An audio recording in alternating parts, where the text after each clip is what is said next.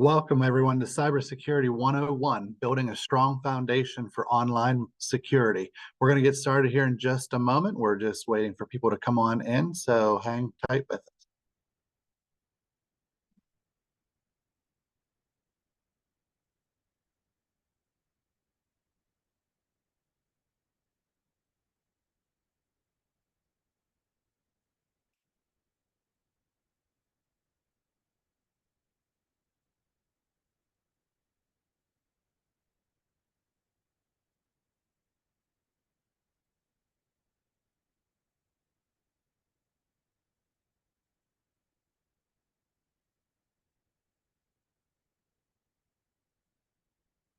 We will get started here in just about a half a minute. More people are coming in, and I have an introduction, so that will give more time for those to come on in.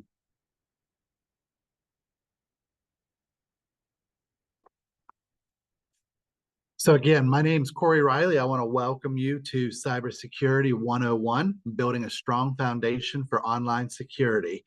I'm Corey Riley. I'm with the Penn West Clarion Small Business Development Center. I'm a business consultant. And today, in looking at Cybersecurity 101, it's really important to keep your data safe. It should be a top priority. With cyber attacks happening every 11 seconds, every possible entry point must be secure. This session covers identifying the latest cyber threats and what cyber policies you can start implementing today to build a solid cyber defense. Following today's webinar, you will receive a PDF of the presentation that you're looking at right now, and any other handouts that the speaker might have. But before we get started, let me tell you about a few reminders. If you're experiencing any audio problems, please click the arrow next to the microphone icon to make sure that you've chosen the correct speaker option. Or you may consider dialing in if you are having trouble with video. I've added the dial-in instructions to the chat. To see them, or simply click on the comment bubble icon typically found at the bottom of your screen. As a reminder, all participants have been muted and their video has been disabled. If you have a question for our presenter, please enter them in the Q&A by simply clicking on the Q&A icon at the bottom of the screen. We're going to do our best to answer all of your questions today, but if we're not able to, we will follow up with additional information. If you have a private question for me, the host, please enter that in the chat. So questions go in the Q&A, and a chat from me specifically as your host will go into the chat box. So let me take a moment now to tell you a little bit about the SBDC. The Small Business Development Center at Penn West Clarion University is located at Clarion, Pennsylvania. Our service to you is to help you as an entrepreneur start and grow your business. Our services are offered to you at no charge, and everything is confidential that we learn about you. We offer not only training webinars and seminars, but we also offer business consulting services. We have lots of databases that we use as tools and resources for you to provide you with industry research, market research, human resource information, bookkeeping and record keeping information as well. Our business consulting services can be categorized into these four that you see on the screen here: market and industry research, strategic planning, financial analysis, and marketing. I'm a QuickBooks Pro advisor and accountant by trade, so I bring a lot of accounting experience to the SBDC. So as you'll see here, there are lots of training that we provide to people, the different categories that we offer. The way I would summarize our SBDC services is if you have a business-related question or concern, please reach out to us. Let us see if we can help you. Again, it's offered at no charge. There are 15 centers across the state of Pennsylvania, so some of you are not going to be within our particular geographic area. So you will want to reach out to your local SBDC within your particular county.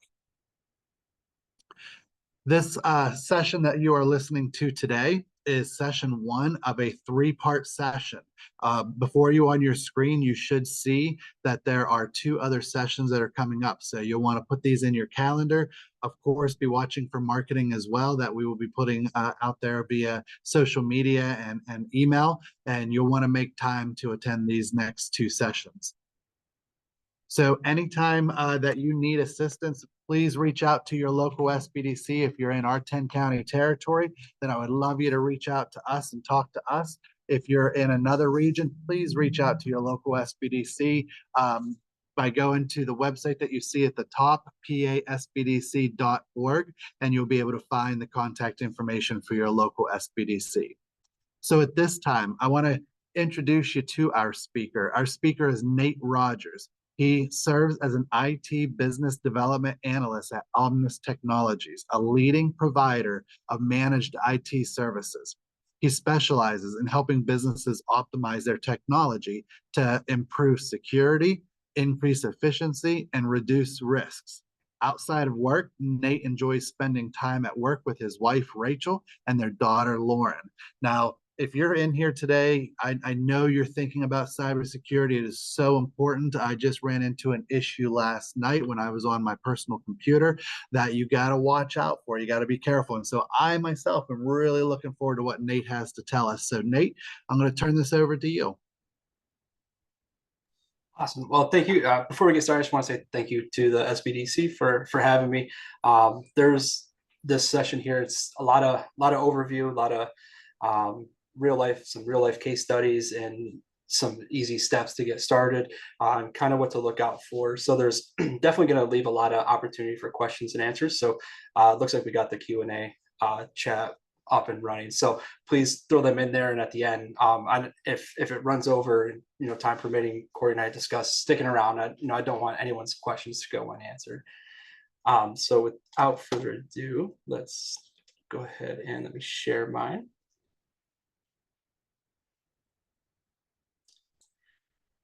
There we go. Okay, awesome. And is everyone able to see my screen? Perfect. All right. So as Corey mentioned, today's webinar is Cybersecurity 101, building a strong foundation for online security. We're going to touch on hardware specs and just some other things that you can start today to start building a good foundation for your company or your personal side for if you're looking to build that. It's me. A little bit about myself, other than what Corey had mentioned. So I am an IT business development analyst.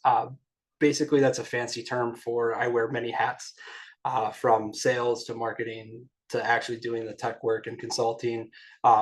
Focusing now more in remote support as well as on site. So if you're an on-site company, we can still help you out. But I've mainly focused in how we can do the traditional side of that, but more remote, for just quicker response times and easier access and things like that. I'd spend a lot of time doing consulting and teaching, similar to what we're doing today. And a fun fact about me is I mentioned my daughter Lauren in my little bio, but she's 11 and a half weeks today. So we're still pretty new to it. Today, I think we're going on about 2.5 hours of sleep. So I promise I won't nod off on you, but yeah, she's still at that stage. Again, so what to expect? We're going to learn a little bit about what cybersecurity is, how it works, trying to assess your exposure to kind of evaluate where you're at currently, recognizing the signs of an attack. So they're not always right up front. It's not always easy to see, but there are signs. Learning the risks if you don't take your cybersecurity serious. And then if you hopefully by the end of this, we do take it serious, and how to start building a plan. And then at the end, we have a Q&A. So just to start, what is cybersecurity? The boring definition is the practice of protecting internet-connected devices and services from malicious attacks by hackers, spammers, and cyber criminals. The fun way of saying that is, don't let the bad guys in. How do we do that? How do we protect any of our computers and down to your printers? How do we keep everything safe? And I actually updated this morning, so we saw a little bit of about a 3-second increase in attacks, but every 14 seconds, somebody somewhere in the United States is getting hit with ransomware or even just a small phishing campaign trying to get data. The last year, the average recovery cost was about $4.5 million. So I know that's a large sum of money that I don't think everyone just has laying around to recover. And the average downtime is 22 days. And I have a question in here later that I'd like to ask a little bit later on. But for me to fully understand how cybersecurity and what it is and how it works, I'd like to set the stage with some real examples. And a couple of these companies you'll probably have heard of. The first being the Colonial Pipeline. The Colonial Pipeline is a very, very large stretch of oil wells and oil, gas lines that reach across the East Coast. And this was a couple years ago, but they were a recipient of a ransomware attack, and the reason and how they fell for it, or became attacked, was an employee had fell for a phishing email and just provided computer login credentials. I know it sounds silly, but the old method of I'm a a prince overseas, or things of that nature, they still are getting through and they still do work. But for how long it lasted, it was a total of 6 days of lost production and months afterwards of recovery. And I know 6 days doesn't sound like a lot of time. However, a company this size, here at the bottom, I have the impact, as we were actually under a state of emergency. And I know we look at this now and think that doesn't sound too bad, but at the time it was the highest oil price inflation we had, which was up $3 a gallon, and there was a $5 million ransomware pay. So on top of the lost production that they had, they also paid $5 million towards the ransom in the company that attacked them. The next one is more for if you're a video game nerd like myself. You like to play some games. You've probably come across Activision, a little bit more recent than the Colonial Pipeline, given that it ended last year finally. But so very, very similar to the Colonial Pipeline.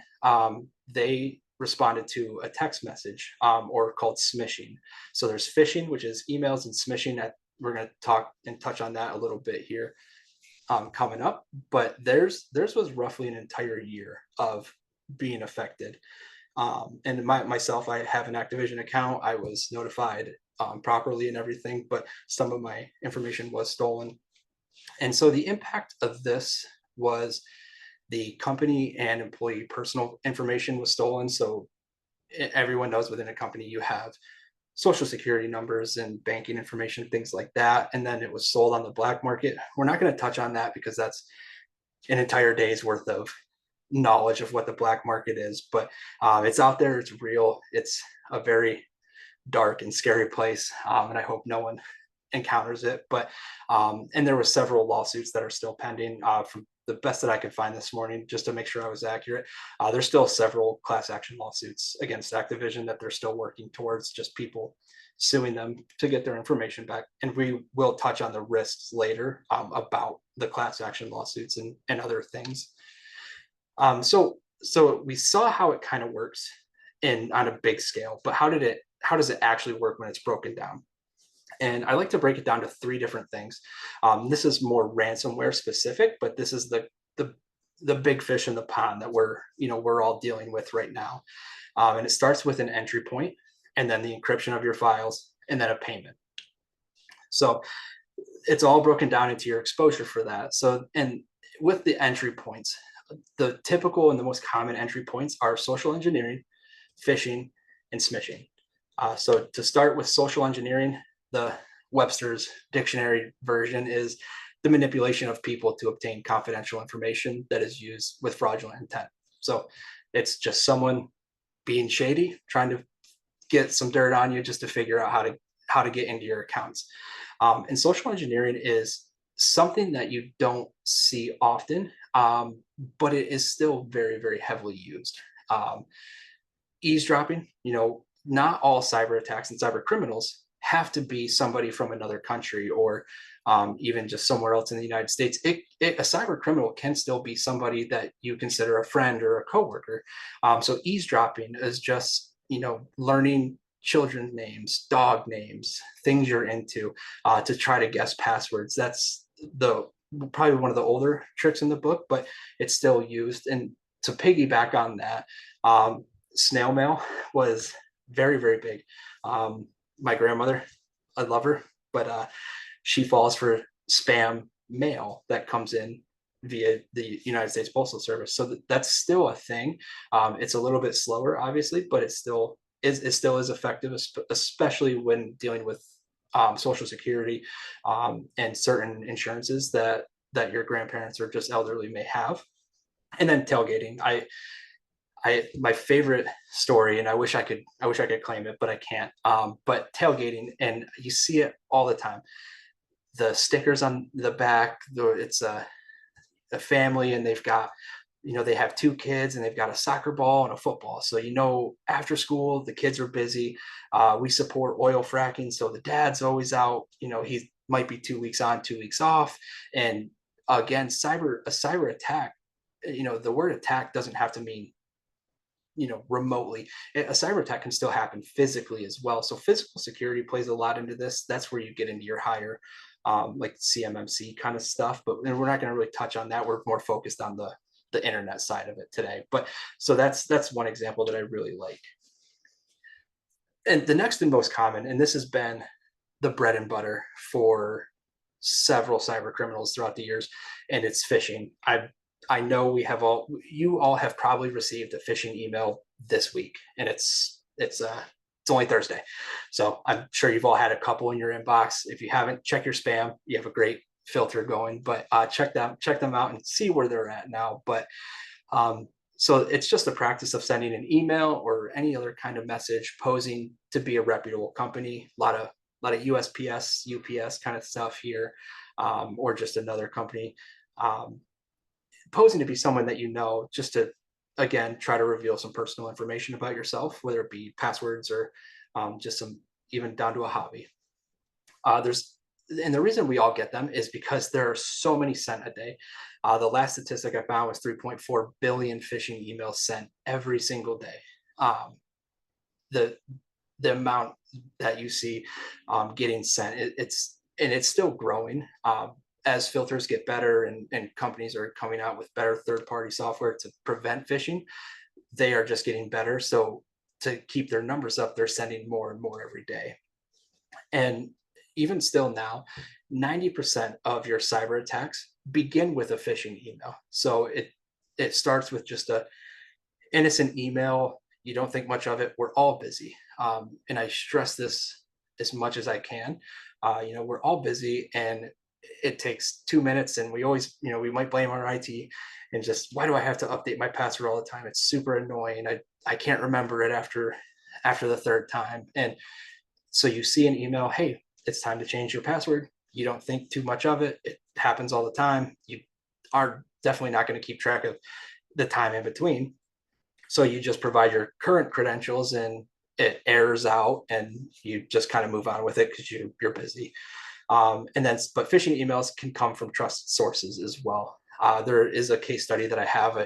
They're a local company to me up in the Olean region, to where they were hacked. They were asking to pay invoices. Companies were paying this company, paying them, and it was going to the cyber criminals. So it's a big convoluted story. So I didn't want to put that in here and confuse anyone.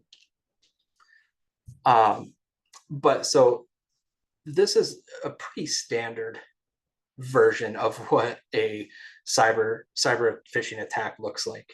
And there's a couple things that I like to point out and note. So the first and foremost is the sender. Do you know them? And is it a reputable domain name? So the domain name is anything after the @ symbol. So this one looks like it comes from noblesys.com.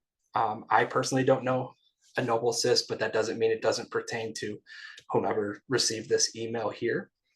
And if you don't know them, always proceed with caution, even though it could be legitimate and you think you know them, but you're not sure. You just take note that you don't know them, and don't take this to heart. If it seems off, it probably is. And then the next thing is the body. So are there grammatical errors? Not always the case, but more often than not, it's AI that creates these emails, or somebody that's not from the country, so their English might not be as good, or proper grammar, and doesn't even make sense. So let's look at this body real fast, and if you have a minute, just kind of glance over it and see if you can spot a few things, and then we're gonna kind of dissect those here. So to just the blatant Office 365 - update at the top, big, bold red. Obviously, it wants to grab your attention.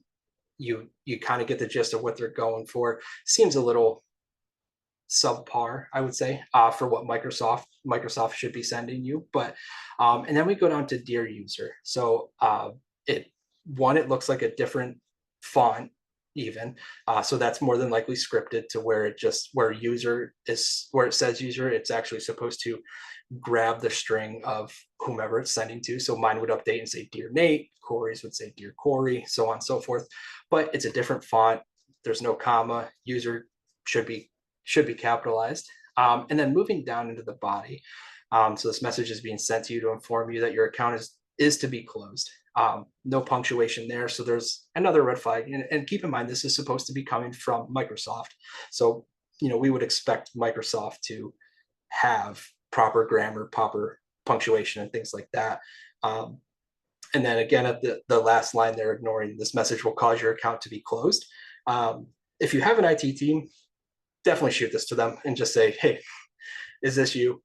99.9% of the time they say, yes, this is us, or I'm sorry, no, this is not us. Please disregard the email, and then we can purge it from there. But and then to update your account. So moving into this last bullet point of links, the best rule of thumb is just never click a link. If you're already on the fence, you don't know the sender, it just seems even a little bit off, we're just going to disengage from that link. And the last method you can do is the hover method. And unfortunately, I used to have, I don't think I do. I used to have a slide in here that kind of showed the hover method, but the best way to do it is to actually hover your mouse over top of the link, and then either in the bottom left corner or right above it, right above your cursor, you will see a preview of that link. A lot of times you'll see like the bit.ly / and a huge string of characters to try to hide the link, or it just takes you to a blatantly different website that's not Office 365 or portal.office.com kind of thing. So this is a pretty basic one, but they're starting to get more advanced with AI and some other things. But this is typically what you would look out for. But what I want to stress is, at first glance, again, we're super busy. Oh, great, there's another update. I feel like we're always doing updates. I need to update my account. I don't want it to close. I've got a lot of important emails I can't lose. Let me just click that update and just get it done with. And then from there, it asks you to log in, and then you're providing credentials to the hacker, or just the cyber criminal in general, and it's never good from there. And then so one of the more newer versions of cyber attacks that we're seeing, and I think I get 4 of these a day. And think of a phishing email, but a text message form. So that's essentially what smishing is, or SMS. And it's just the practice of sending text messages and posing, again, as a reputable company, trying to reveal personal information. These ones specifically, actually, I think I have an example on the next one, so I'll save that. But there's similar numbers to the phishing, not as much yet, but there's 2.3 billion smishing texts sent out daily. And so you could account for, that's multiple a day per person in the United States. And if you play the lottery 2.3 billion times, you're bound to hit at least once. So that's the numbers game that they definitely play with it. And in the first 6 months of 2022, I know these are a little outdated numbers. I should update this. And I know the number has increased actually, but $9.7 billion was lost in the first 6 months of 2022. So, you could bump that up and say about $20 billion as a country and businesses that we've lost. And a lot of times, unfortunately, these are small businesses. Activision is like an anomaly, being a little bit bigger. It still can happen to them. And that's also a super good lesson to take is, I'm small. They don't want my information. Unfortunately, that statement could not be any less true. They do not care if you're 1, 2, 3 person or 300. Your data is valuable to somebody, and they will find a buyer for it. So similar to the email, I just want to break down a little bit of what a smishing attack looks like, or just a smishing attempt.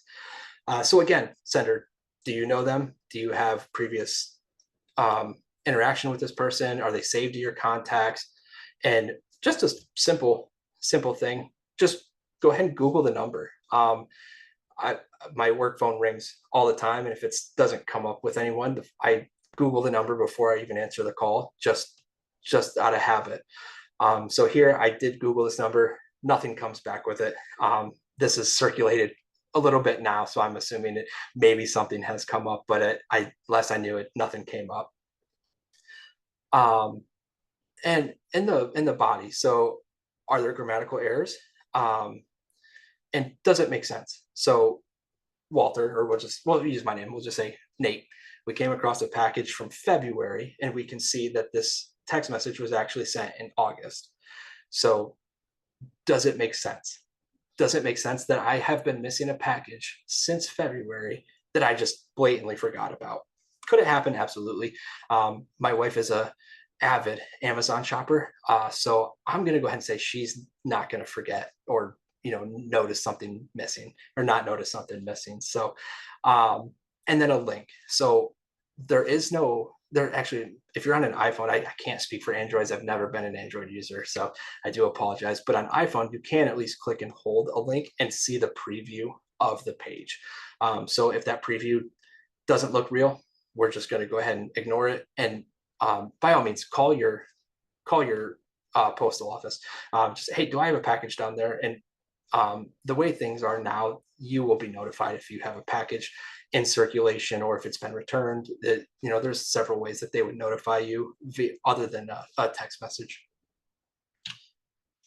Okay, so on to the next step and being from, so now they've had their entry now, and this is more ransomware style, but once they're in, what are they doing once they're in? And it's starting the encryption of the files.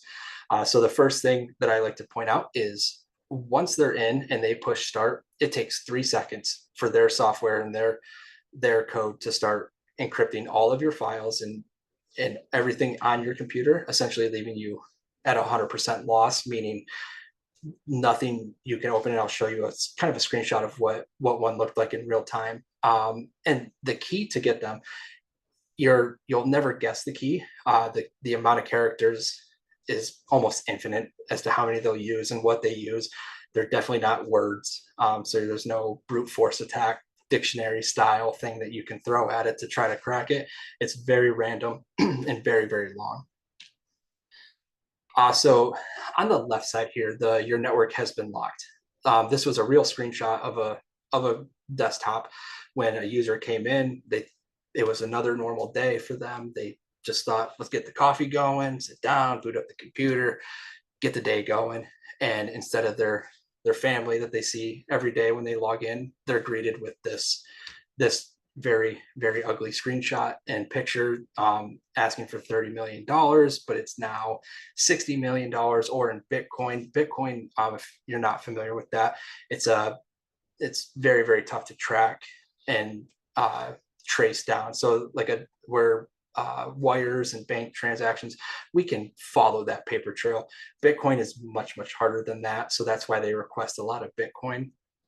And then once you provide them with the money, their deal is that they will provide you with the key to unlock all your files. Now, I have seen real cases where they pay the ransom and they are not provided the key, and they just, oh, sorry for your luck.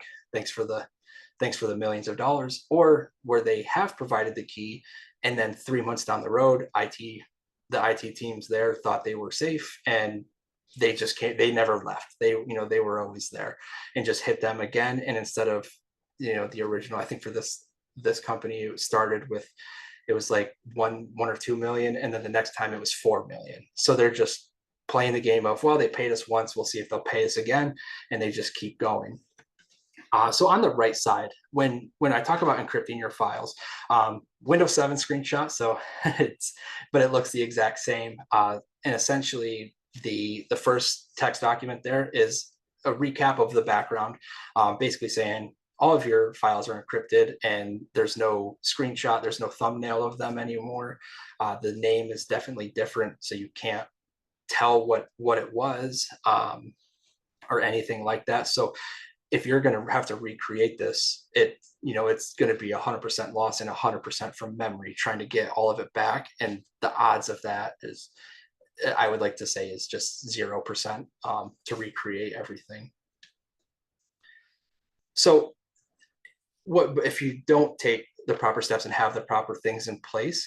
You're pretty much left to a payment, or 100% restructure. So the payment is on average 5.3 million as what they demand. I will touch on it a little bit later, but there are brokers that that's their job. They will work with the cyber criminals and just see if they can lower that payment at all, and then just kind of negotiate from there. And this was an increase of 37% from 2022 to 23. There was a 37% increase. I'm assuming with inflation, just like everything else went up, so are cyber criminals. It is a pretty lucrative business, with the amount of money that gets funneled to them from fraudulent claims. And then a backup solution. So this is what has been the biggest saving grace for several companies. And even if you're not a victim of that, I do hope you have a backup, because a cyber attack isn't the only way you can lose your data, but we're going to save that whole side for another day. But this is where you can kind of start doing things today, with assessing your exposure. So with the common entry points that we talked about, how can we stop malicious emails before they hit our inbox, blocking the malicious websites and software vulnerabilities. So going back to the website side, I'm sure it's happened to some of us, maybe not all of us, but if you do a quick Google search for, even if you just did IT company near me, and at the top, you might see a link, but beside it has a little ad next to it, or AD on it. And that link is paid for to be there. So it's not that it's a reputable company that's actually trending, with SEO, pay-per-click, things like that. It's the more pay-per-click style, to where it is paid for to be there. So if a cyber criminal has a link that looks like it's going to Omnis Technologies, and they just paid Google a bunch of money to put it there, and you click it, it'll redirect you to a website that's not actually an Omnis Technologies webpage, and then that's how they get you from there. And then software vulnerability. So some of this is out of our control. The recent security patch that was bad a couple Fridays ago, I think I saw some other IT companies that jumped in here, so I'm sure they would love to share their stories a couple Fridays ago with what happened with that, and the bad patch and everything going down and things. So some of it is out of our control, yes, but there are things that we can do to help lock down the softwares that we're purchasing, with multi-factor authentication being a very big one, and routine backups of that as well. I think we're going to touch on that in a bit as well. And then the environment vulnerabilities. So these are things that you can control, being personal devices. I just worked with a school district who wanted to do a bring your own device, and after working with them, it was very quick that did not happen. They realized why it was a good idea, but it also wasn't. So are we locking down USBs and cell phones, and how are they connecting? So are they connecting to your main network? Do you have a VLAN guest network set up to where it can't talk back and forth? Or if you have a USB device, does that have to be approved by your IT administration before it's even recognized by your computer? And then lastly, remote working. Since COVID, one of the benefits, I would say, as bad as I think COVID has been to the country, one of the positives for the workforce was that it did open the door for remote support and remote work, I should say.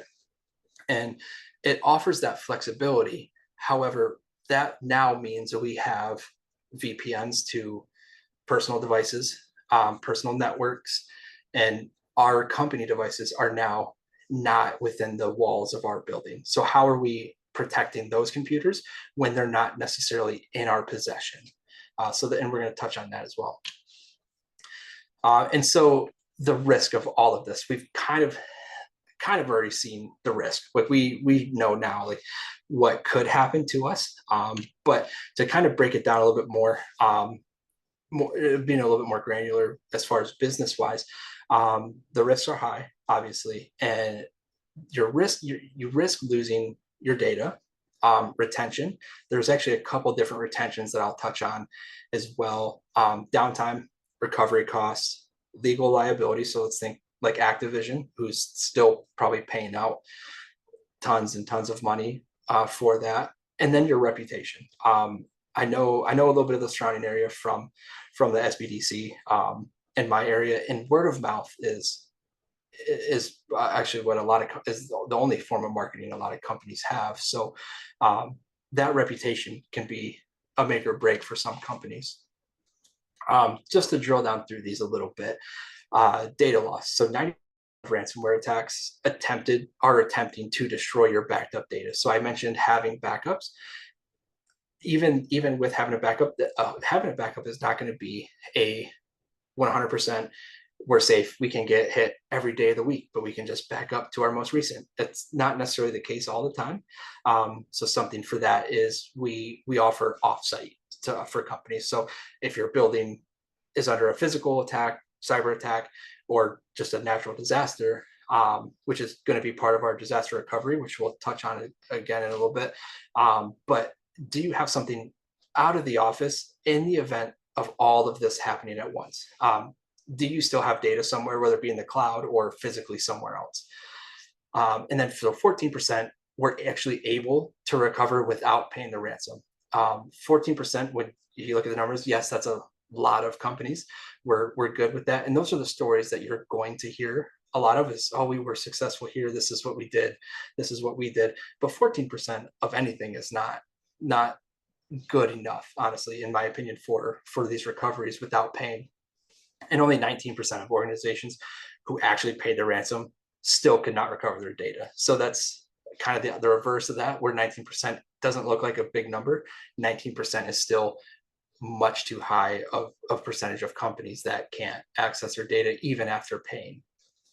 And the question I had mentioned earlier is, and just take a minute to kind of think about it, would be, could your business recreate all of its data with 100% accuracy if you lost everything? So just think of how many files you open every day. Even a quarterly file, you might not open it every day, but how much information is in that quarterly file that you kind of rely on being there just to kind of reference it later. So kind of think about that, and just try to imagine the unfortunate happening and seeing if you could put yourself in the shoes of that person. And then reputation. So I had kind of mentioned this, but there's two kinds of things of reputation.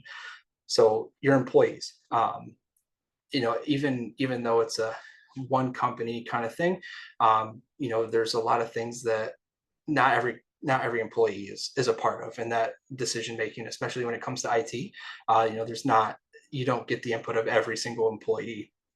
But so if I were to work for a large company and my data is stolen and stuff, but you kind of start to question some of the things that are going on and happening. So you're susceptible to employees not wanting to stick around afterwards. And then afterwards, so now you have this huge tarnished reputation. And so when you're trying to replace these employees that have left with quality new employees and new hires, how many of them are not as willing to jump on board with a company who just seemingly almost lost everything? And then your clients. So obviously your revenue stream, they lose trust if their data is getting lost and stolen, and they start to fear, well, if they got them, am I next, because I'm on their list, like they know I'm here. And then gaining new clients. So the same thing as gaining new employees. Are you going to be able to gain trustworthy clients and new clients to replace what you've already lost going forward? So the downtime average has been roughly 21 days, 7 to 21 days, which is a super long time in the grand scheme of business. So I have a question here that I'd like to ask as well. But before that, victims only recover about 65% of their stolen data. So even with backups and even paying the ransom, you're still looking at about 65%. So almost, you could even say almost 50% of your data is there, but it's not all there.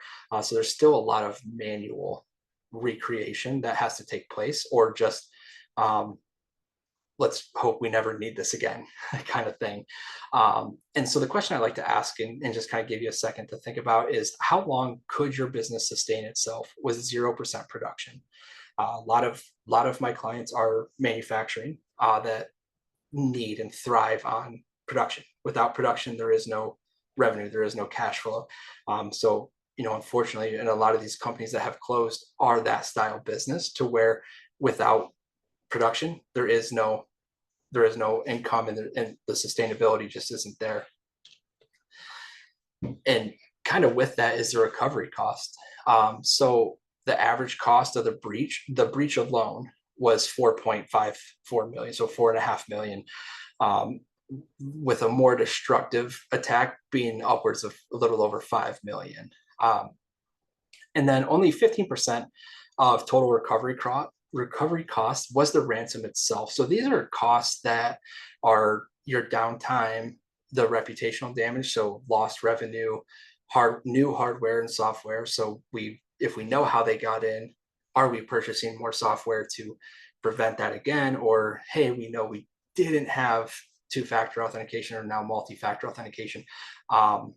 We need to implement that. So now you're hiring another team, or you're paying your IT team overtime to expedite this and get it going, and or extra personnel. Do you now need to hire a consulting firm, or a couple more employees, or even down to part-time, like intern level things for this data recreation? So are you hiring more people, and then you're taking on payroll, benefits, things like that? There's a lot of costs that don't really get brought up that definitely add up. So I like to touch on that, because it's not just paying the ransom and getting back online. So I like to think of the Activision one here again, the legal liabilities. So you're liable for your employee and client data. There's a lot of clauses out there that say that, when you sign the dotted line, and we all skip through the read and acknowledge parts in there, you should see a liability that, you're liable to have that happen. But at the same time, you as a company are, encouraging and enforcing that you're protecting your client data. So when I signed up for Activision, part of that was that you remain anonymous. There's no like data leak kind of thing like that, and there's non-disclosure agreements that a lot of companies have that protect you against that. But when they have the keys to the castle, it's pretty hard to stop that. And then lastly, the cybersecurity insurance. I believe I have another slide for that as well. But to touch on that, if you're a financial institution in the state of New York, and now starting in PA, so if there's any insurance companies in attendance today, or watching, just know that is coming.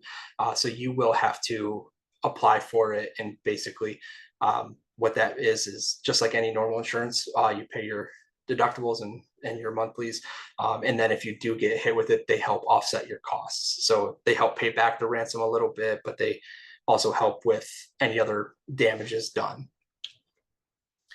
Okay, so this is the part I'm sure we've all been anticipating, and it's your plan, or AKA your cybersecurity. So these are the things that we can start doing today.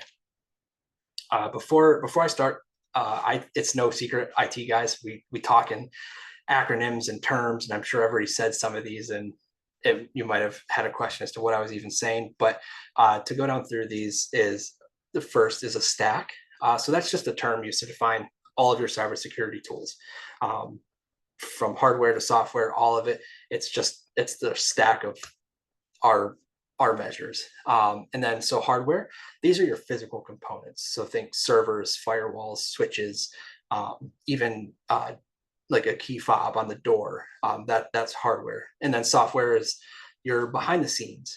It's the the software that runs on the computers, so the programs that run there, antivirus, things like that, that you don't see anything physically other than maybe an icon on your desktop. That's what we refer to as software. And then patching. I know I talked about the patches being bad with the recent security update that everyone went down from, but these are just scheduled updates to your business computers or even your own. There's a patch Tuesday that your IT team might refer to, and that's Microsoft's big updates. And then MFA, formerly known as two-factor authentication, they changed it to multi-factor now because there is more than just two factors to it now. But and that's just the alternative method to providing that, proving that it's you before you sign into your account. So one of the things that you can start doing today, free, does not cost you a thing, is setting up a response team.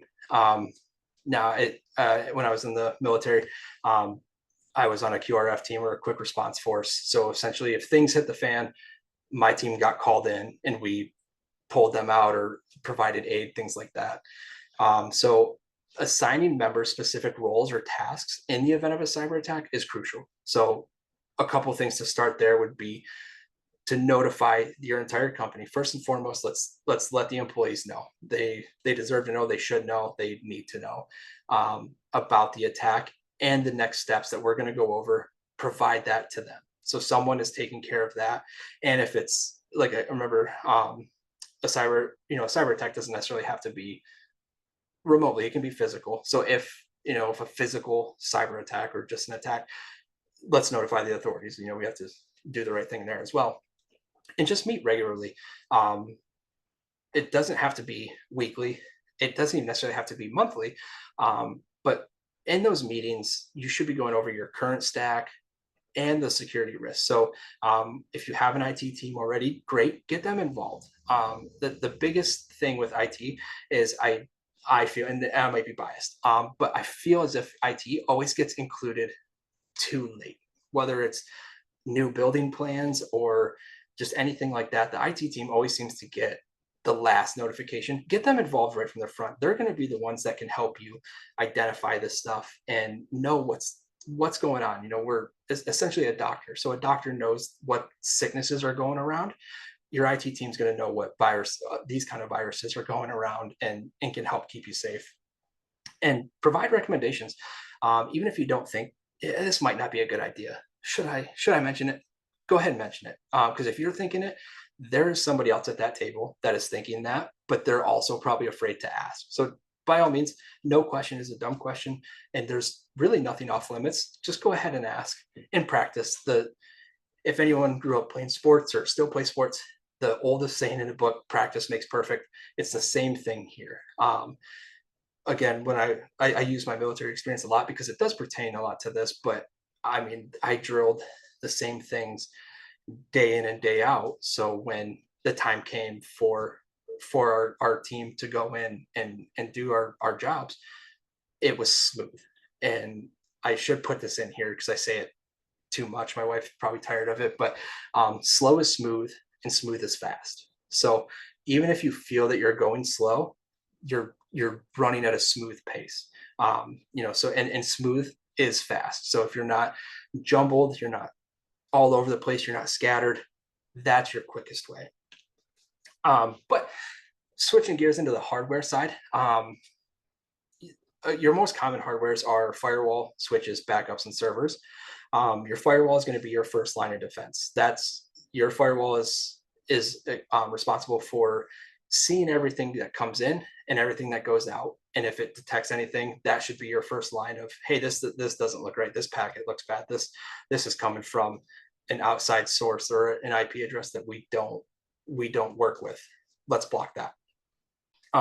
Some reputable names there are your Zyxel, Sonic Wall, Ubiquity, and then switches is your next line. So that's what transfers your data across the network. So think of a train station. That switch is the train station, and then all of the Ethernet cables and ports, those are the tracks going to different places. And the different places are your computers, your printers, access points, any network device or node that you might have. And again, some reputable names that you might see there are Cisco, Zyxels again, and Ubiquiti again.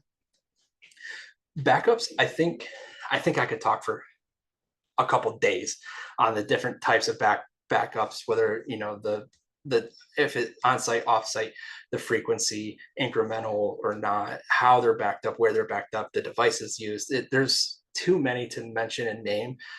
So if you're not comfortable or you're not sure, check out some videos or just call and get some consulting on it. And any IT company should be able to help you out and get established with a backup that you're comfortable with and that you know how to use. And then lastly, servers. Again, just being in the field, I could talk all day about the CMMC guidelines that we follow with from the Department of Defense for certain companies. But the biggest one would be group policies to enforce restriction.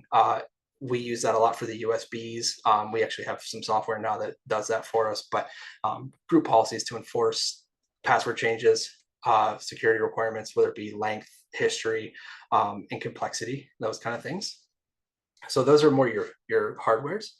And then on the other side of that, the behind the scenes software stuff is your multi-factor authentication, email filtering, threat detection, and patching. So your multi-factor authentication is text message authentication. Do you have company phones that you provide? So again, kind of like with our remote work, for our remote staff, how are we protecting our company cell phones now that they're using cell phones to get into our networks? And an app like Duo, I'm sure a lot of you might have heard of Duo. It's they cover pretty much every single platform and program and software that there is for your multi-factor. And then email filtering.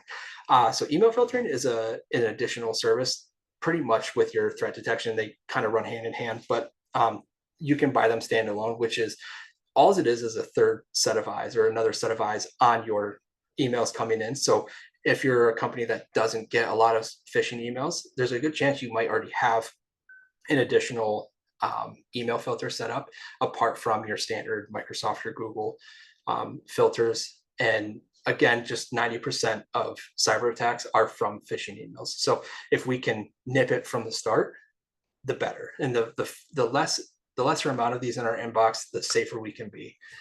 And so threat detection, this is your, I never sleep. I don't need watered like a plant, nothing. These can be set and forget, little bit of maintenance maybe, but it runs 24/7. It scans all of your files. You can set these up to scan after hours, during hours, however you prefer, multiple times a day. And it just scans the entire computer. And it also does website scanning. So if you do fall for one of those ads at the top, it's very easy to fall for. Google comes up with in 0.7 seconds. It's pretty easy to click on it. But let your threat detection, let that see that for you. And then patching. So these are your managed, scheduled department by department. Something that I promote and we do here is through one of our platforms is our patch management is, instead of your entire company getting the same update at the same time, let's kind of separate that a little bit. So, let's do finance on Monday and then HR Tuesday. And then, this department this day. So that way, if a bad update does come in, we've all seen Microsoft updates that break printers or just other aspects of your computer. When that comes to light Monday, let's pause everyone else. Let's exclude the bad backup and put in the rest of the good. So that's essentially what patching is and patch management. And then I had touched on a little bit of these earlier, but your disaster recovery plan. These slides are going to be available at the end. So don't feel like you have to write all these down if you don't need to. I know there's a lot of data or a lot of information here, but first and foremost, you have to disconnect from the internet. So if they're not there physically, they are in remotely. So let's just cut that flow and that bloodline. Let's cut that right off. So disconnect everything from the internet and start to assess our damage. what computers are affected. Is it 100%? Does it only seem to be this department? If you have an IT team, is it certain networks, certain LANs, certain, facets there? And notify everybody. Again, transparency is one of the biggest keys to a disaster recovery. The more transparent you are, the more open you are, the better it's going to be long term for you and your company as far as reputation and retention. So data recovery, backups. That's pretty simple. Again, backups is a huge, all-encompassing kind of thing. So definitely ask questions about that. And then implementing new security. So I had mentioned some of the costs that is inquired by a cyber attack would be implementing new security. So as anything that would prevent this again, whether it be an app like Duo or antivirus, threat detection, email protection, and communication. Again, I cannot stress this enough, is be transparent. Just to yours, if you have stockholders, be open to them, your staff, your employees, anyone involved in the business, even your spouse. If I was at work and I saw, oh, my data was stolen, the first person I'm going to mention this to is my wife. Hey, let's keep an eye on the bank account. Let's keep an eye here and there. They might have access to some of your accounts that you don't necessarily think about, and it might not be a huge deal. But if it's attached, they're in, and another set of eyes. The more eyes on it, the better. And lastly, train and educate. And so that's keeping your staff informed of what's going on, what are we looking for, what is out there, and these should be done relatively routinely. So something that I do offer to companies is quarter by quarter training, and this is a good way to stage this, and even done internally. For me personally, I can speak on mine. I won't speak on anyone else's, but we start with something similar to this, and then it gets more advanced. And then come the fourth quarter, I partner with a company called Know Before. Some of you might have heard it. But essentially, I create a spam email, and I know it's safe, I know it's legitimate, but I send it to the entire company. And the last one I did, we kind of did it backwards. We did the spam email first to see where we're at, engage that. And from the moment I clicked send, the first response back to somebody clicking and opening the link and providing credentials was 17 seconds. I can't make it up. I know it sounds like I'm fabricating, but I promise you I'm not. It was 17 seconds after I hit send, somebody fell for it. And obviously, to keep them anonymous, but this person was a higher up. This person was in charge and has keys to the castle. So it can happen to anybody. The cybersecurity insurance, I'm going to go through this one really quickly because I know we're getting close, like really close on time. But if you have it, great. If not, you might not need it, but it might not hurt to have it. So again, if you're a financial institution, you have to follow the CMMC, or it used to be NIST, NIST certificate or qualifications for Department of Defense. If you have any government contracts, or you're a previous victim, you might be required to have it. And it does cover the investigation and incident, risk assessments, lost revenue, ransom payouts, and a credit monitoring service. So actually, a recent one that happened locally to me, I have a family member that works there, and he actually was set up with a credit monitoring service after their cyber breach. So it's kind of cool to see that, like, what I'm teaching is actually into effect, and it does work and it does help. And he watched his credit like a hawk. Luckily, he was unaffected by it, but he still has the software and the subscription. So it was a great tool to him. Continued training, something similar like what we're doing today. Just even if it's nothing more than someone sitting there with a bunch of fake emails, which one's fake, which one's real, I have two truths and a lie kind of thing. Which can you spot which one it is? Again, a webinar like today, there's big tech companies, they do webinars bi-weekly. They're always pushing these out. Jump on one, get on YouTube too. YouTube is a tremendous tool now. There's a lot of really, really good content out there. And there's a lot, if you're more of a hands-on kind of a certificate person, Know Before offers a lot, and actually Webroot does as well. They're a pretty big antivirus company. So to kind of recap, what we learned is just what cybersecurity is, how it works, how to assess our exposure, recognizing the signs of an attack, the risk if we don't take it serious, and building out a plan, and then how to stay up to date. So that's just kind of a quick recap. And I know there's a lot of people that probably have to jump, being 1 o'clock, but please take down my information. Shoot me an email, shoot me a message, even give me a call. The QR code does work. It just takes you to our website, like a contact us page.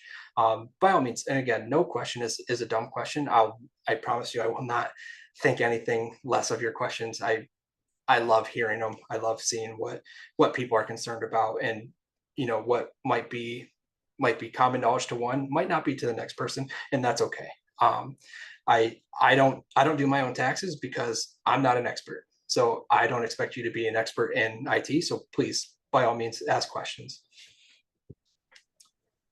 That's it. I just want to again thank you, Corey, and the SBDC team for having me today. And that I think we have some time for questions. I will stick around. Okay, great. Thank you, Nate. And I just want to, tell everybody a few things in case some of you have to jump off real quick. But otherwise, we will be sticking around for some questions that have been provided to us in the Q&A. But first off, I'd like to thank you all for participating in this event. We'd like to thank Nate for bringing this great information to us. Even if it's something that you already knew, it helps remind us of the things that we need to do, because that's constantly being bombarded against us. So again, thank you, Nate. Also, you will, as attendees, receive a follow-up email from us within 1 to 2 days with the slides from today, along with additional resources and the link to sign up for individualized business consulting. You will also receive a request to complete a survey. We ask very kindly that you would please complete this survey. It only takes a few minutes, and it provides us with valuable feedback on this particular training and this speaker, and what other types of training that you would like to receive. Again, thank you for your time. Please don't hesitate to reach out to us. I'll put our email address and our website in the chat for all of you. And again, stay well, and we'll see you back here at the next webinar. So now, Nate, we do have some questions here. The very first question is, what do we do if our private info was stolen? Do you have any thoughts on that? So if your private information was stolen, there's a couple of things you can do. One, obviously, start with monitoring your software. Monitor your credit score. Your big things, your identity. Identity theft is, if there's any Office fans, identity theft is not a joke, Jim, kind of thing. So it's huge. Use Credit Karma. Use Credit Sesame is a really big one as well. So if your private information was stolen, you're going to know where it started from. So where did it get leaked from? And then go right to that company. So for myself, we'll use my personal Activision issue. My data was stolen. I went to Activision, and right on their website, right at the top, it was, if your information was stolen, here's our recommendation. And they have the tools, and that company, with part of their cyber plan and cybersecurity insurance, they've got the tools for you to start getting that back on track. And then from there, it's, unfortunately, we as a society, it's tough to remember passwords. I get it. Trust me, I don't use different passwords for every single thing, but the more diversity you have in your passwords, the better. So go to your bigger accounts, your banks, and if you have any other investment accounts, protect your big assets and change those passwords. Get multi-factor authentication set up if you don't have it already. But that's definitely where you would start. And then just I work with our local law enforcement a lot, and they actually are a huge benefit to us as IT folk, to where they actually have additional resources to where, hey, my identity was stolen in a cyber attack. Can you help me? They're not going to be able to help you, but they will help you get in touch with companies that are designed for that. Great. Thank you, Nate. Another question is, do you have any thoughts on how to stop spamming like 40 a day? Yeah, so I'm not sure when the question came in, but I hope I did answer that a little bit with if you're getting bombarded with spam emails, there's a couple of things you can do. So I'll use the Microsoft 365 example because that's the workhorse really for emailing. You can put in additional filters, whether it be like even as far down as like what a parked domain is, or if it's from this domain, tighten that security up. It's always a balancing act, right? So it's how tight do I want to make it, but I got to keep an eye on my spam because a real thing, if I have improper grammar and speech and I don't maybe send the most professional looking email, that spam filter is going to assume that that's not good. So that would definitely be where you want to start, and then or going with a third party vendor that keeps that another set of eyes on your email, and their job is to know the latest and greatest. So and as soon as something new comes out, they're pushing out updates to keep all their clients safe. So that's essentially how we would Right. stop the 40 a day. Now, am I saying these are going to stop you 100% and you're going to have the cleanest inbox in the country? No, unfortunately, everything is susceptible to something falling through the cracks, but you're going to significantly drop from 40 a day to maybe one or two a day, if that. Okay. Thank you. So, any thoughts on this one? And I think it's, a lot of it is thoughts is what I keep putting this as, because you're just being hit with these questions. So, how are the criminals being paid, and why can't they be found through this method, like however they're being paid? Mhm. Yeah, so I touched on it very, very briefly, but a lot of the payments are going through Bitcoin now, to where you can essentially convert US dollar to Bitcoin. And once it hits that Bitcoin, it's untraceable from there. And then essentially what they do, and we have caught some that way, but essentially they wire it to one account, that account gets closed, then it gets distributed to several accounts. And there, unfortunately, it takes in the process to get to this is so long. Is there's certain countries that the United States is not allowed. We have no jurisdiction over that. So when money gets wired to specific entities in certain countries, the U.S. is hands off. Whatever's in that bank account is in that bank account. You're not touching it. They don't work with the United States. So that's how we're not catching a lot of these, is they're finding these essentially underground banks that are storing this money, or they're liquidating it. So when the liquidation happens, they're basically turning this a wire into physical asset or just cash, from a dark web buyer. And once it's in cash form, you will never trace it or see it again, unfortunately. So that's how we're not catching them via that way. But they're getting paid by someone providing them. I mean, my family member fell for this, to where it's just donate to our cause kind of thing, and they just pay them money. Or, hey, I work for Microsoft, I notice your computer has X amount of viruses on it. For 10.99 a month, I will put my agent on there and keep you safe. And then they just have a recurring monthly income right there. But then you multiply that across the 4.9, the 5 billion sent out a day, that $10 a month, even it's always a minuscule amount that you don't necessarily think about, is not a huge deal. But now if they have 50,000 people on that at $10 a month, they're just raking in money at that point. And it's something that $10 is very easily unnoticeable, but when you're on a huge scale, it's a significant payday. Okay. Next question. Is it possible that people like that, I'm taking these bad people, is it possible these bad people bury something in your email box and monitor your email communication without your knowledge? And how do you find out if there is something in there tracking all of your emails? Yeah. So, very, very, very good question. There's a couple ways they do that. One of the things that I like to do whenever someone's email is in question, I go to the online version of it, or you can drill down through the file and settings and stuff. But look at your rules A lot of times what they do is, so if they're in your email and they're working on me, they're trying to send me phishing emails, but it's coming from a reputable email. So, if I say, oh, hey, Corey, what's going on? And then you're like, hey, like for the webinar, because it'd be easy to look at our email history and see that I did a webinar. For that webinar, we're asking that you just pay us a small hosting fee. Okay, not a big deal. However, Corey's not going to see that because they have a rule set up that's putting all that communication in a folder that's hidden. Typically, there's a folder, it's called the RSS folder on your Outlook. If you click that, there really shouldn't be anything in there.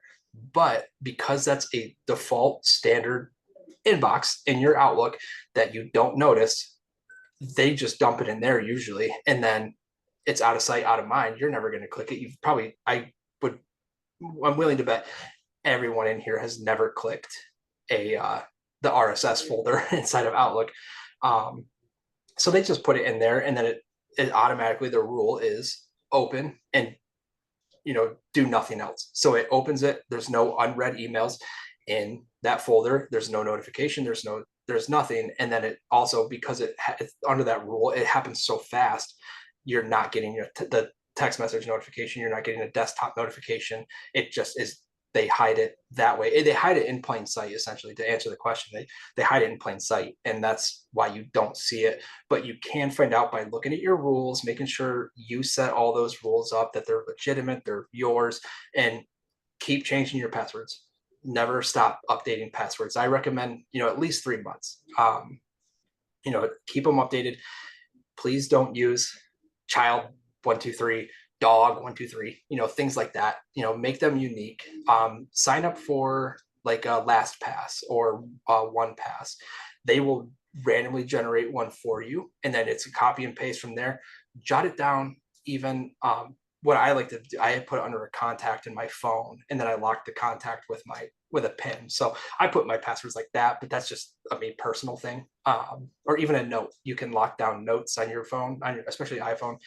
You can lock those down with another password, make that different, obviously, and then you've got your password saved. So if you ever need it, you know where it's at, but it's also secure. Great, thank you. So here's another one, and I can relate to him. So for a single owner business, like a guy with a laptop, he's a very small business. What are your thoughts about encrypting all of your business files? He says, I believe I have the ability to encrypt via Windows or perhaps other software, question mark. Pros and cons of encrypting Word, Excel, PDFs, etc. And he says, I do backup separate on a Seagate device. Any thoughts? Okay. Yeah. So there's a lot of things in this that I kind of want to touch on real fast. Is again, going back to the webinar, whether you're a single owner or you have a board and you're a Fortune 500 company, your data is valuable to somebody. And again, they will find a buyer for it and they will get money for it one way or another. But as far as encrypting all your files, if going home at night and laying down at night when you go to sleep, if encrypted and knowing that your files are encrypted, to get into them. A big one is Excel. I will say, like financial stuff. A lot of clients like to use Excel. It's the tried and true, the bread and butter, the old reliable. You can encrypt it easily right in there. By all means, put a password on there. Again, use a software like LastPass or OneNote. It even sits on your computer, so you can even copy and paste once you sign in, so it's even easier. But yeah, by all means, you can encrypt it if you would like. Depending on what backup software you have, so like Macrium or Macrium, they kind of simplified backups for small business owners or just personal side, and in there make that encrypted, so at least your backup is encrypted as well. But obviously it would deter somebody from stealing it, but if they're smart enough to get into it, they are going to know or feel that they are smart enough to break your encryption. So I know that you can get into the backside, the macros side of Excel. I've done it personally, to where you can kind of bypass it. So, it's not it's not going to be 100% accuracy and 100% safe. But if I came into a file that I wanted to snoop around on, even so, if a computer was kept up, and again, cyber criminals aren't always someone in another country. It could be someone in your own office. So if you don't lock out your computer, they know you're at a doctor's appointment. Kind of curious how much everyone else is getting paid. So I go over and let me just open this real fast, and it's encrypted. You're at least safe there. So I hope no one has employees like that. I hope no one feels that they do. That's terrible. But again, it does happen, and they're cyber criminals are right in your backyard. You see them every day. Good, thank you.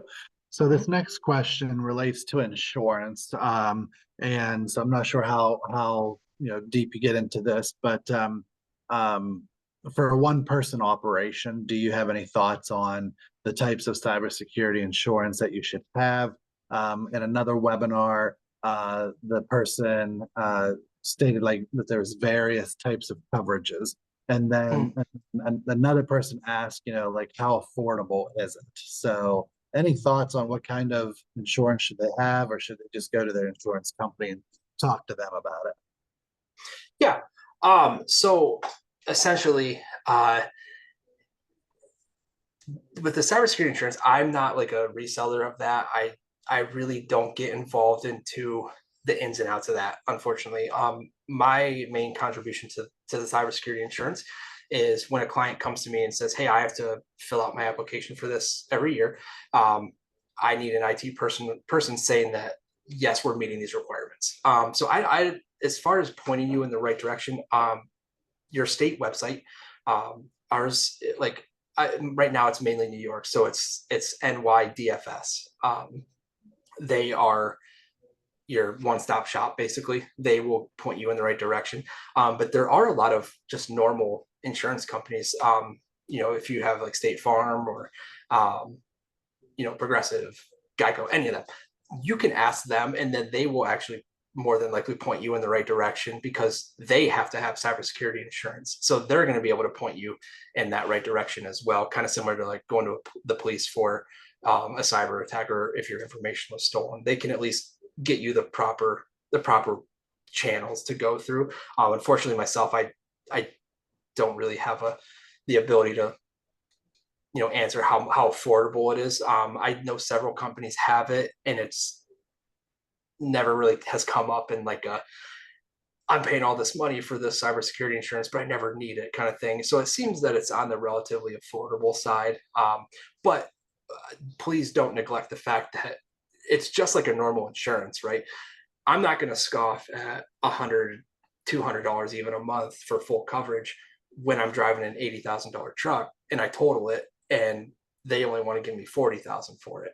You know what I mean? So in that grand scheme of it, and when looking at the, a ransom of even, local companies here, in like smaller size, $1 million is, unfathomable for a lot. Even a $1 million, a $500,000 ransom, you're looking at the difference of couple $100 a month versus closing your doors and losing everything you've ever worked for. So, you have to weigh those pros and cons, and it's very, very similar to like what a normal insurance is. So, unfortunately, I don't have a full answer for you as to where to go to get it or how to, necessarily sign up for it. But a good Google search is going to point you in the right direction as well. Thank you. And I know, like as a business owner myself of almost 2 decades now, we really didn't think about and don't even know if it was available back then for cybersecurity insurance. And so for this new insurance to come out, and it's like, oh, I got to get another insurance policy. Maybe I'm telling my age, but it's something like I don't want to do it, but you really got to think about it. You really got to think about the cost it's going to bring to your business if something like this happens, and that's why this insurance is necessary. This question here, this person went to your website, Omnis Technologies, and downloaded the Small Business Cybersecurity Plan. Looks pretty good. He noticed it references 2019 data from a national security report. Is there a more recent Omnis Technologies plan, or is the plan still sound? Yeah. So actually, well, thank you for going to the website and checking that out. Yes, it is still still current. All that data is good. Any data about cyber attacks, because even back to 2019, we're not dealing with small numbers, and the numbers haven't ever decreased. It's only ever been an increase. So if the numbers you see from 2019 scare you, please proceed with caution looking at 2024 data. But I will personally take a look at that as well, and I'll shoot that to Corey. And we're actually doing a lot of website work right now, and updating a lot of that stuff. Just our website definitely needed some more attention, but with that plan, it definitely current, definitely relevant. It's still all very good information. So don't think that the age is an issue there, but I'll definitely take a look and get some more up-to-date numbers and stuff on there, and then I can shoot that to you, Corey, as well. Or if the user wants to just email me, I will make it a priority this week to get that updated and published to a better ebook. Okay. And you said this week, but I'm gonna give you the benefit of the doubt that you'll do it by the end of next week, because tomorrow is this week. So yeah, that's true. If you can, go for it, but I'm just protecting you a little bit. I try to leave my Fridays open. Doesn't always happen, but knock on wood, as of right now, this Friday seems relatively light. So, but actually I had a meeting. I left a meeting to come right into the webinar. And part of that was we were talking about our website revitalization, search engine optimization, things like that, more of a marketing meeting, but we definitely are moving that way. And we actually set a quarterly rock too. If anyone follows the EOS model, that's what we use. But we set a quarterly rock to increase that more in our online presence with blogs and more, content. So I don't believe in necessarily any information you put out, you have to get paid for. Like, that's not how we operate. That's not how I operate. So with a concern like that, of that being outdated, keep refreshing, keep an eye out on it. And I guess I'll be realistic. Within the week, I should have that updated. So please, keep reaching out, keep an eye on it. And if it's not, or you're not seeing a change in it, shoot me an email and I'll make sure you have current data. Okay. We're going to go till 1:30. That'll be about 8 more minutes. And so any questions that we don't get answered, we will make sure that we try to send out some more information after this training. So next question. What if we don't have a team and I'm just a one person operation? Yeah. So again, treat it the same as if you had a full team. And if this question is more geared towards setting up the response team, without having a team, unfortunately, it's all going to be on you. It's very similar to, your HR, your finance, your accounts receivable, payable, operations, all of it. So it's a similar thing. Just go down through that checklist, or make a checklist, reach out to somebody that can help you define a checklist, and then kind of practice it yourself. So obviously you don't have a team to notify, but you have clients, you have other investors maybe, and things like that to reach out to. So it still pertains to you, even if you're a one person operation. Just kind of practice makes perfect, and drill down through those and make sure that if the unfortunate happens, you have a solid plan and it's smooth, and you get back on your feet quickly. So I'm asking this on the side here, is where do you come into play here? Me, so any question that you might have going forward about these, by all means, reach out to me. If I answered a question and you're still not fully, if it hasn't resonated yet, give me a call, shoot me an email. I also, where I come into play is if this is very overwhelming to you, we need it. I know I'm not where I need to be. I want a risk assessment done. I want a network evaluation done.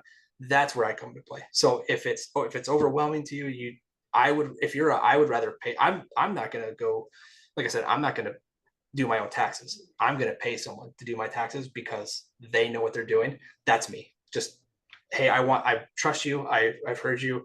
I believe in what you're saying. I trust you. And I know you know what you're doing. Please help me make sure I'm safe. and then we'll sit down, we'll have meetings. At the end of the day, I want everyone to, not that IT is a great topic to have at dinner, but if you could confidently talk about what I taught you today at the dinner table, then I did my job. And until I have expressed that and taught that in that well of a manner, I don't feel as if I did a good enough job. So that's how we approach things, whether it be I fixed your email or I taught you something about cybersecurity or anything that I would say I'm proficient enough in to teach you. So it's not just IT, it's everything. So Yeah. And just real quickly, for those thinking about where Omnis Technologies fits in, go to their website. Their professional IT services and tech support. It says, as a managed IT service provider, Omnis Technologies provides solutions for your IT or cybersecurity needs. So, of course, this isn't a paid advertisement or anything, but someone such as Nate, who is providing his time at no charge to us, I do believe deserves some additional recognition. So in asking some of these questions, this, as a one-person operation, with the question you asked, it is an organization like Omnis Technologies that you would want to reach out to for further assistance, because as a one-person owner, I'm a two-person owner in my business. We can't do it all. We gotta rely on professionals outside of our business when we're such a small business. Okay, next question. And this is probably just a Google search of some sort, but is there a checklist of questions to vet an IT safety pro? yeah, so actually, if I'm understanding this correctly, is there I'm going to reach out to an IT team. I don't have one in house. I don't necessarily need someone in house. So let's go the MSP approach. I just don't know what I'm going to ask or what I have to ask them. In our website, I think I might be able to find it really quickly. In our blogs, I actually wrote a blog recently on questions to ask your IT team. So what are these questions that you should be asking? And if I can find it real fast, I'll work on this. But the questions are: do I have backup? Do I have data retention? Am I secure? Do I have business grade equipment in here? Is my firewall a Walmart grade? Best rule of thumb I could ever give someone is, if you can buy it at Walmart, it's probably not business grade. That's, is that always the case? Not really. There are some things, I'm sure, but typically rule of thumb is I don't, if you can buy it at Walmart, I wouldn't trust it fully for your business. Okay. Next question, and I know you talked about it, but I think you might be looking for a little more specifics. I know I'm that kind of person too sometimes. What is a security stack? Question mark. All applications a business may have? Question mark. Yeah, so your stack it's everything I talked about today summed up in one term. So it's the school bus of IT stuff. So instead of calling a school bus the name of every single student inside of it, it's just called a school bus. We get the gist of it. We know what it's doing. We know the purpose. It's a stack. You don't have to call it every single hardware and software you have. You just call it your stack, and then that we know we're talking about everything we have fighting against cybersecurity. Okay. So we have email on our phones, and if we're talking about work email, how do we go about protecting our work email on our cell phone? Yeah, so there's a couple different ways. I don't really know much about the Android side, but the Outlook side, you can set that up to ask you to log in each time or remember your password. So cell phones are definitely a gray area, because if you want the kind of the harsh answer, don't have company email on your phone. If it's a personal device and it's not a phone, it's not a work device, don't have it on there. By putting work things on personal devices, we now are accepting that risk of, my company's not paying me for this, so it's not going to have. And if I don't want to pay for an additional security on my phone, or if I'm a person that I despise, I'm not saying this is me, but if you're a person that despises having a secure thumb login, or the ID version, or a super long passcode, your email is going to be wide open unless it's asking you to sign in each time. So, and that typically isn't really the case, but it would be, it's kind of a put it here as your own risk, at your own risk kind of thing. And there isn't necessarily a great way to block that other than potentially hiding the app from your desktop or hiding it from your screen, and then accessing it a different way.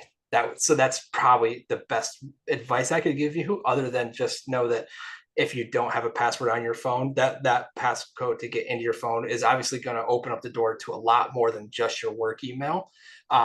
So that we need to look at it as security for my phone, not just one app on my phone. Okay. One more question, and then we're going to wrap it up here for today is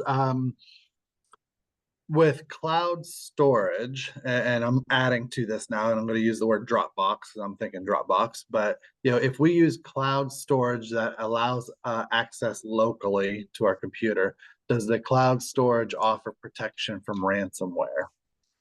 Yes. So I don't get paid from Microsoft or Google or whomever if you're on like Wasabi or anything like that. I'm not paid by them. I can't really speak for them, but most of them, if not all of them, have like a guarantee, like a data retention kind of thing, that if they do get attacked, that's because that's everyone's selling point. I can guarantee you your data will not be leaked. Like that's all their selling points. That I'm not saying they're used car salesmen or the historical used car salesman, but they've got to be able to offer that sort of protection. So yes, they do offer that. Have we seen big companies get attacked? Absolutely. Are they always the target for attackers? Absolutely.